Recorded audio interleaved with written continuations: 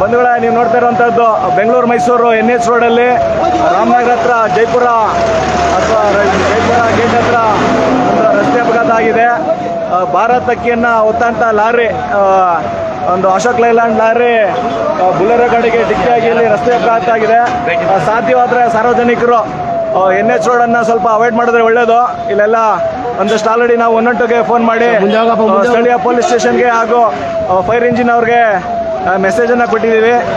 So ಇಲ್ಲಿ diesel leak ಆಗ್ತಾ ಇದೆ, ಮತ್ತು ಇಲ್ಲಿ ಡ್ರೈವರು ಸೇರಿದಂತೆ ಆಕ್ಸಿಡೆಂಟ್ ಆಗಿದೆ.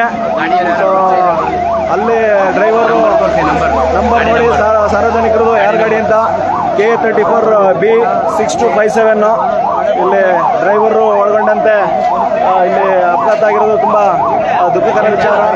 ಇಲ್ಲಿ ಗಾಡಿಯಲ್ಲಿ ಅಶೋಕ್ ಲೈಲ್ಯಾಂಡ್ ಫುಲ್ ಅಪ್ಲೋಡ್ ಆಗಿದೆ. ಅಂದರೆ ಆಂಬುಲೆನ್ಸ್